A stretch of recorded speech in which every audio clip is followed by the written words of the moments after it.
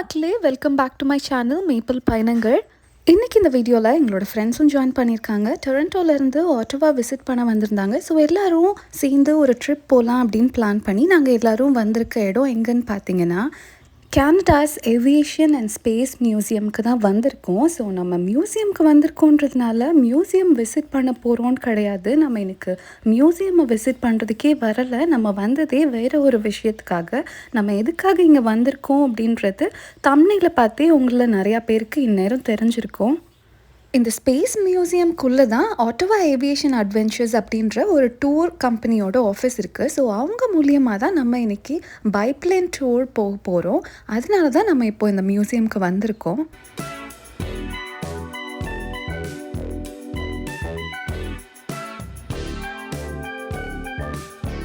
உள்ளே வந்ததுமே பார்த்திங்கன்னா நம்ம இன்றைக்கி போகிற மினி பிளேன் மாதிரியே ஒரு மாடலை தலைக்கீழே வச்சுருக்காங்க. பார்க்கவே ரொம்ப சூப்பராக இருக்குது, ரொம்ப எக்ஸைட்டிங்காகவும் இருக்குது. ஸோ இதே எக்ஸைட்மெண்ட்டோட டிக்கெட்டிங் கவுண்டருக்கும் வந்தாச்சு.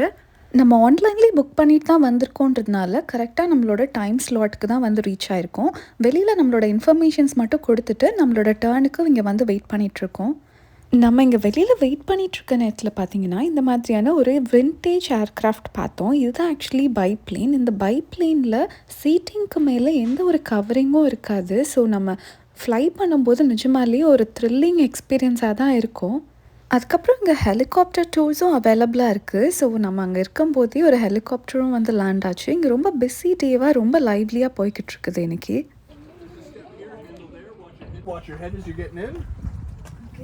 Good. Pull your seat forward. Fantastic. Here's your seat belt. Awesome. You're up there.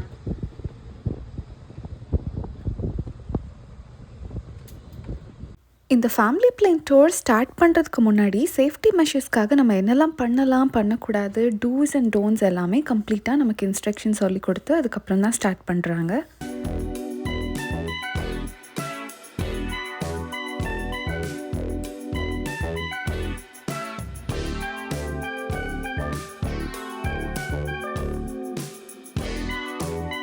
இந்த ஃபேமிலி பிளேனில் பார்த்தீங்கன்னா டோட்டலி 4 பீப்புள் வரைக்கும் அக்காமடேட் பண்ண முடியும். அதாவது பைலட் அண்ட் கோ பைலட் ஃப்ரண்ட்லேயும் பேக் சீட்டில் 2 பேசஞ்சர்ஸும் போகலாம். அண்ட் நான் அன்றைக்கி இந்த டூரில் கோ பைலட்டோட ஸ்பாட்டில் தான் இருந்தேன். ஸோ இந்த டூர் ஸ்டார்ட் பண்ணுறதுக்கு முன்னாடியே சொல்லி தான் ஆரம்பித்தாங்க, அந்த யோக்கை மட்டும் ஹோல்ட் பண்ணிடாதீங்க, அப்படி பண்ணால் ஏர்க்ராஃப்டோட பேலன்ஸே மிஸ் ஆகிடும் அப்படின்ட்டு. ஸோ நானும் அதில் ரொம்ப காஷியஸாக இருந்தேன். நாங்கள் கேனடா வந்து லேண்ட் ஆகும்போது மான்ட்ரியல் ஏர்போர்ட்டில் தான் லேண்ட் ஆனோம். ஆட்டோவா ஏர்போர்ட்டில் லேண்ட் ஆகாததுனால ஆட்டோவாவை இந்த மாதிரி ஸ்கைலைன் வியூவில் இருந்து பார்க்குறதுக்கான ஒரு ஆப்பர்ச்சுனிட்டி கிடைக்கல. பட் இந்த ஃபேமிலி பிளேன் டூர் மூலியமாக ஆட்டோவாவோட அழகை இப்படிப்பட்ட ஒரு பேர்ட்ஸ் ஐ வியூவிலேருந்து பார்க்குறது நிஜமாகவே ஒரு சூப்பர் எக்ஸ்பீரியன்ஸாக தான் இருந்துச்சு.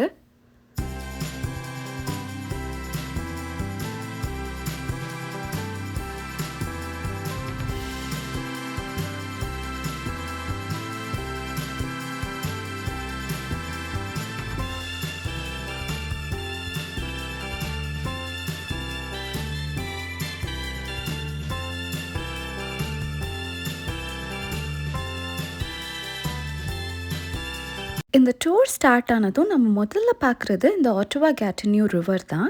நான் இன்னும் வேறு சில வீடியோஸ்லேயும் சொல்லியிருப்பேன், ஆட்டோவா சைடில் இருக்கிற ஒன்டாரியோ ப்ராவின்ஸையும் கியூபெக் ப்ராவின்ஸையும் டிவைட் பண்ணுறது அதுக்கு நடுவில் போகிற இந்த ஆட்டோவா கேட்டினியூ ரிவர் தான் அப்படின்ட்டு. ஸோ இந்த 2 ப்ராவின்ஸையும் செப்பரேட் பண்ணக்கூடிய இந்த பியூட்டிஃபுல்லான ரிவர் வளைஞ்சு போகிறத பார்க்குறதுக்கே அவ்வளோ அற்புதமாக இருந்துச்சு.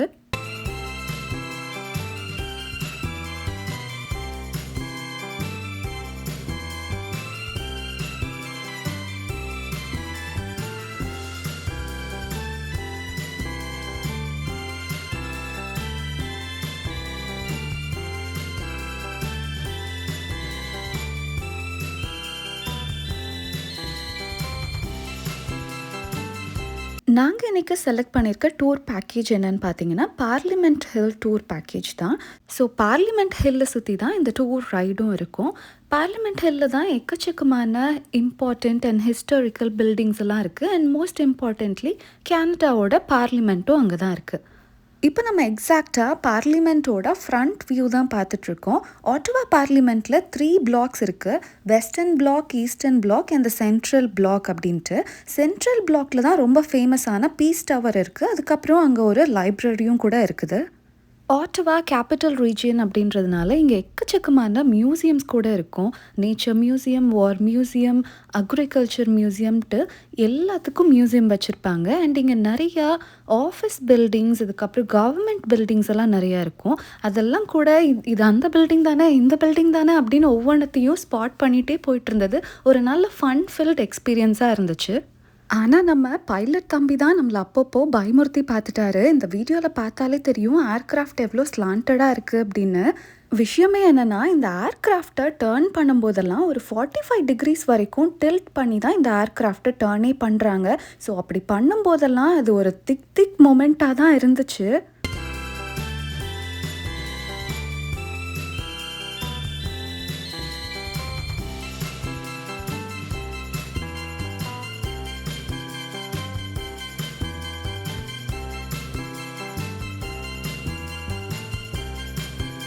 எங்களோட டூர் ரைட் பார்த்தீங்கன்னா ஒரு 15 to 20 மினிட்ஸ் இருந்துச்சு. இதே மாதிரி 30 மினிட்ஸ் ரைட் கூட இருக்குது. அந்த பேக்கேஜ் சூஸ் பண்ணிங்கன்னா கேட்னியூ park and most of the கேட்னியூ ஏரியாவை கவர் பண்ணுவாங்க. ஸோ அந்த பேக்கேஜ் நீங்கள் சூஸ் பண்ணுறீங்க அப்படின்னா மோஸ்ட்லி ஃபால் சீசனில் போகிறது தான் கரெக்டான டைமாக இருக்கும். ஏன்னா கேட்னியூ பார்க்கில் ஃபால் கலர்ஸ் பார்க்குறதுக்கு ரொம்ப பியூட்டிஃபுல்லாக இருக்கும். ஸோ ஃபால் டைமில் போனீங்கன்னா கரெக்டான டைமாக இருக்கும். பட் நாங்கள் போனது சம்மர் டைமில் தான் அப்படின்றதுனால இப்போதைக்கு அந்த டூர் வேண்டாம் அப்படின்ட்டு நாங்கள் அதை சூஸ் பண்ணலை.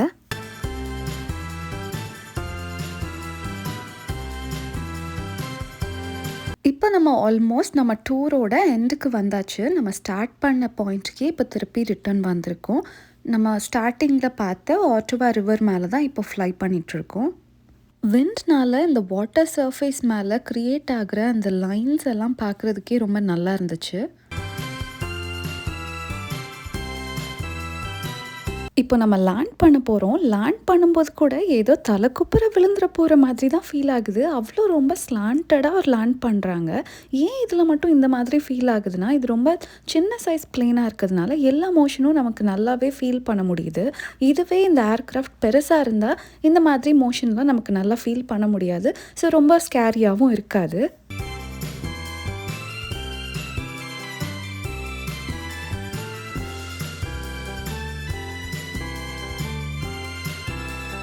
அவ்வளோதான், எங்களோட ஃபேமிலி பிளேன் எக்ஸ்பீரியன்ஸ் சூப்பராக முடிச்சாச்சு. இப்போ அடுத்ததாக கொஞ்ச நேரம் இந்த மியூசியம்குள்ளே சுற்றி பார்க்கலாம் அப்படின்ட்டு தான் போயிட்டுருக்கோம். ஆனால் ரொம்ப நேரம் இங்கே உள்ளே நாங்கள் ஸ்பெண்ட் பண்ண போகிறதில்ல. பிகாஸ் வேறு நெக்ஸ்ட்டு ஒரு ஸ்பாட்டுக்கும் நாங்கள் போக போகிறோம். அண்ட் மீன் டைமில் எங்களோட ஃப்ரெண்ட்ஸும் அவங்களோட டூர் ரைடு முடிச்சுட்டு வந்து லேண்ட் ஆகிட்டாங்க.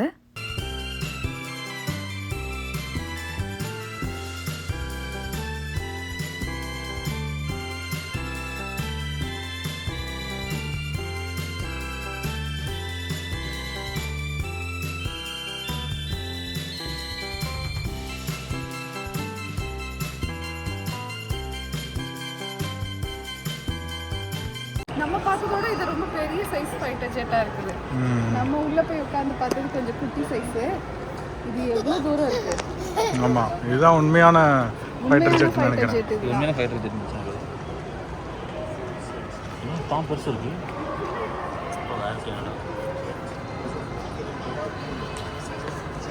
உள்ளுக்குள்ளே போயிடலாமா ஆளு? ரொம்ப குயிக்காக இந்த மியூசியம் சுற்றி பார்த்து கிளம்பிட்டோம். வெளியில் போகிற வழியில் இந்த மாதிரி ஒரு விர்ச்சுவல் ஆகுமெண்டேஷன் கேம் இருந்தது. நம்மளோட 2 ஆர்ம்ஸும் அந்த ஏர்க்ராஃப்டோட விங்ஸ் மாதிரி பேர் ஆகும். அப்படி தான் அந்த கேம் தப்பிக்கணும்னு நினைக்கிறேன். ரொம்ப கஷ்டப்பட்டு டிசைன் பண்ணியிருக்காங்க. ரைட்டு போ, லெஃப்ட் வா.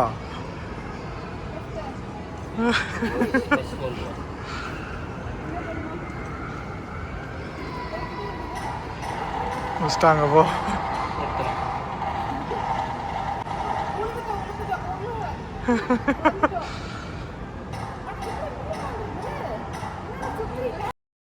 இப்போ நாங்கள் அடுத்ததாக வந்திருக்கிறது ஒரு சீஸ் ஃபேக்ட்ரிக்கு தான். இந்த சீஸ் ஃபேக்ட்ரியில் தான் எங்களோட லஞ்சும் கூட சாப்பிடலான்னு பிளான் பண்ணியிருந்தோம்.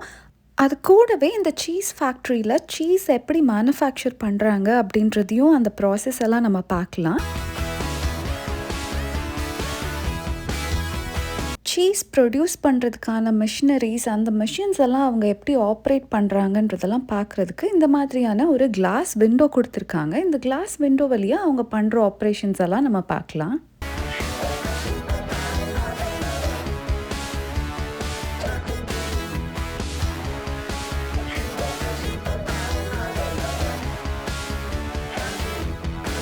சீஸ் ப்ரொடியூஸ் பண்ணுறதுக்கான ஃபஸ்ட்டு ஸ்டெப்பே என்னென்னா பாஸ்டரைசேஷன் ப்ராசஸ்லேருந்து தான் ஆரம்பிக்கிறாங்க.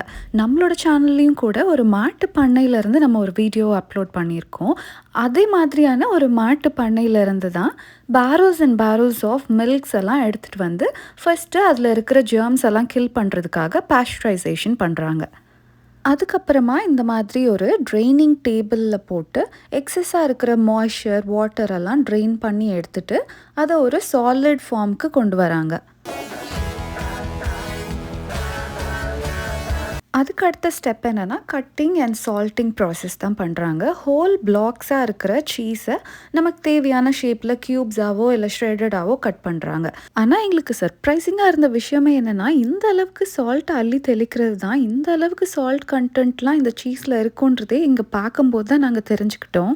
அடுத்தது நம்ம இப்போ வந்திருக்கிறது பேக்கிங் செக்ஷனுக்கு தான். இங்கே இருக்கிற இந்த சீஸ் எல்லாம் ஹோல் பிளாக்ஸாகவே பேக் பண்ணுறாங்க. ஒரு பெரிய பிளாக்காக இருக்கிறத சின்ன சின்ன பிளாக்ஸாக கட் பண்ணி அதை இந்த மாதிரி பேக்கிங் செக்ஷனுக்கு சென்ட் பண்ணுறாங்க. கட் பண்ண சீஸ் பிளாக்கெல்லாம் கன்வேயர் பெல்ட் வழியாக இந்த இடத்துக்கு வந்து ஆட்டோமேட்டிக்காக ஏர் ப்ளோ பண்ணி கவர் ஓப்பன் ஆனதும் அதுக்குள்ளே பேக் பண்ணிடுறாங்க. இப்போ அடுத்ததாக அந்த கவரில் போடப்பட்ட சீஸ் எங்கே போகுதுன்னா இது லேபிளிங் செக்ஷனுக்கு தான் போகுது. சீஸ் ப்ரொடியூஸ் பண்ணுற ப்ராசஸ் எல்லாம் பார்த்துட்டு இப்போ திருப்பியும் நம்ம கிரவுண்ட் ஃப்ளோருக்கே வந்துட்டோம். கிரவுண்ட் ஃப்ளோரில் இங்கே என்ன இருக்குன்னா ஒரு ரெஸ்டாரண்ட்டும் இருக்குது, அதே மாதிரி இங்கே ஒரு ஸ்டோரும் கூட இருக்குது. இங்கேயே அவங்க ப்ரொடியூஸ் பண்ணுற சீஸ் அண்ட் அதுக்கு ரிலேட்டடான ப்ராடக்ட்ஸ் எல்லாம் ஃப்ரெஷ்ஷாக இங்கே சேலும் பண்ணுறாங்க. அண்ட் எங்களுக்கும் சீஸ் கர்ட்ஸ் எல்லாம் தேவைப்படும், சீஸ் ஆம்லேட்ஸ்க்கெல்லாம் நல்லா யூஸ் பண்ணலாம் அப்படின்றதுனால சீஸ் கர்ட்ஸ் மட்டும் வாங்கிட்டு இருந்தோம். ஆனால் அது தவிர இங்கே எக்கச்சக்கமான வெரைட்டியில் டிஃப்ரெண்ட்டான சீஸ் இருக்குது. அதில் பாதி என்னன்னு கூட எங்களுக்கு தெரியல, அந்த அளவுக்கு எக்கச்சக்கமான வெரைட்டி இங்கே இருக்குது.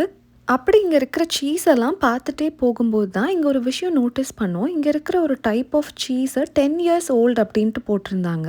அண்ட் அந்த சீஸ் இங்கே இருக்கிற மற்ற சீஸை விட கொஞ்சம் காஸ்ட்லியாகவும் கூட இருந்தது. அப்போ தான் எங்களுக்கே தெரிய வந்துச்சு சீஸும் கூட வைன் மாதிரி இயர்ஸ் அதிகமாக ஆக அது காஸ்ட்லி ஆகும் அப்படின்ற விஷயமே.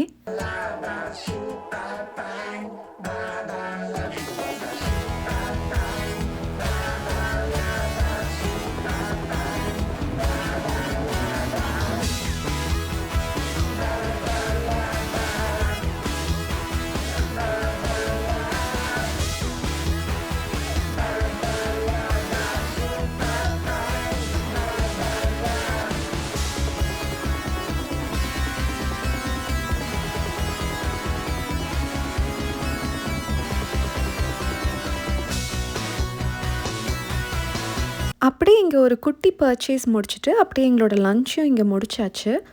இப்போ ஃபைனலாக டெசர்ட்க்கு ஐஸ்கிரீம் கவுண்டருக்கு தான் வந்து நின்றுட்டுருக்கோம். இங்கே வந்து பார்த்தா ஊரில் இருக்கிற மொத்த ஃப்ளேவர்ஸும் இங்கே தான் இருக்குன்ற மாதிரி எக்கச்சக்கமான ஃப்ளேவர்ஸில் ஐஸ்கிரீம்ஸ் வச்சுருந்தாங்க. இவ்வளோ ஃப்ளேவர்ஸ்லேருந்து ஒரு ஃப்ளேவரை எப்படிடா சூஸ் பண்ணுறதுன்னு தலையை சுற்றி போச்சு. ஆனால் நிஜமாகவே இங்கே இருக்கிற ஐஸ்கிரீம்லாம் நல்லா ஃப்ரெஷ்ஷாக க்ரீமியாக இருக்குது. அதுக்கு காரணம் அவங்க இதை செய்கிறதுக்கு அவங்களோட ஓன் மாட்டு பண்ணையிலேருந்து கிடைக்கிற மில்கை தான் யூஸ் பண்ணுறாங்க. அதனால தான் அவ்வளோ ஃப்ரெஷ்ஷாக இருக்குது. ஸோ இப்படி தான் எங்களோட இந்த ட்ரிப்பை நாங்கள் என்ஜாய் பண்ணோம். நாங்கள் கடைசியாக வந்திருந்த இந்த சீஸ் ஃபேக்ட்ரி ஆட்டோவா பக்கத்தில் இருக்கிற ரசல்ன்ற டவுன்ஷிப்பில் இருக்குது. ஸோ இந்த ரசல்ன்ற இடம் ஆட்டோவாவோட அவுட்ஸ்கர்ட்ஸ் தான்றதுனால இங்கே நிறையா அக்ரிகல்ச்சரல் லேண்ட் அண்ட் க்ரீனரியான ஸ்பாட்ஸ் அப்படிலாம் நிறையாவே இருந்துச்சு. ஸோ எல்லாத்தையும் முடிச்சுட்டு வீட்டுக்கு திரும்பி வரும்போது இந்த மாதிரி ரோடோட 2 சைட்லேயும் க்ரீனரியான இடங்களெல்லாம் பார்த்துட்டு ஃப்ரெண்ட்ஸோட நல்லா ஒரு டைம் ஸ்பெண்ட் பண்ணிவிட்டு வந்துகிட்டே இருந்தோம். அண்ட் கொஞ்சம் தூரம் வந்ததுமே நல்லா கிளைமேட்டெல்லாம் சேஞ்ச் ஆகி லைட்டாக ட்ரெஸ்ஸில் ஆகவும் ஆரம்பிச்சிருச்சு. ஸோ அந்த ரெய்னி கிளைமேட்டையும் நல்லா என்ஜாய் பண்ணிவிட்டு எங்களோட ட்ரிப்பை முடிச்சிட்டோம். இந்த வீடியோ உங்களுக்கு பிடிச்சிருந்தா மறக்காமல் லைக் பண்ணிவிட்டு நம்மளோட சேனலையும் சப்ஸ்கிரைப் பண்ணிக்கோங்க. பாய்.